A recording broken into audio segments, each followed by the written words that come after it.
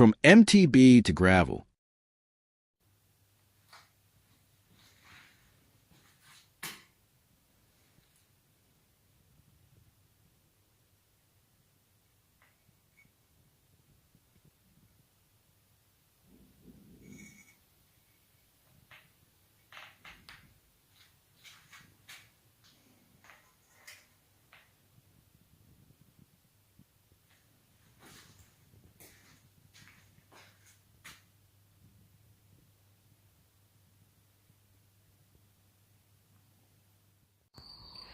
Good day mga kabaykeros. Yan, it's time to assemble na ang ating dating mountain bike.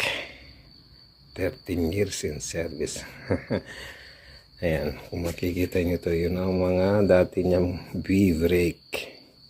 Tinanggal ko yan. Pipinturan natin yan. At siyempre, naglagay din tayo ng sabitan ng cambio. Yan. Ano ba yun? Real derailleur. Yan, pinturan natin yan. Tapos, yan, pipinturan yung mga dating V-brake yan. At syempre, ang mga piyesa na ating ilalagay, eto. Medyo tipid tayo ng konti. Pero okay na yan. Sunways. Ayan. 11 to 40 feet. Bagong kadena. Ayan. Ito ang ating tools. Ayan. At siyempre ang ating RD.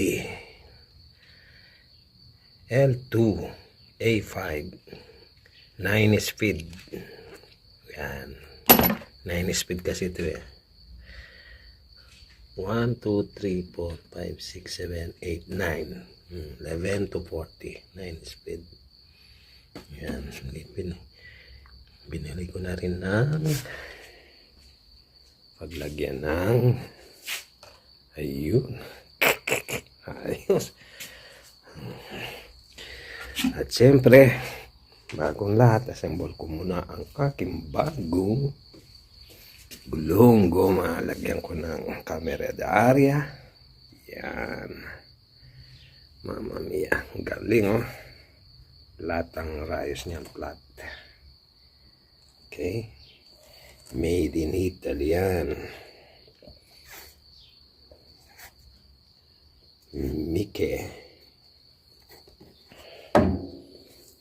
Yan oh. Oh. Made in Italy. Aluminum. Yan. Okay.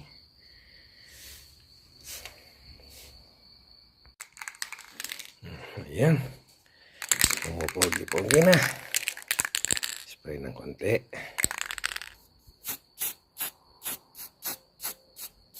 Yan. Aalain pa tayo yan mamaya.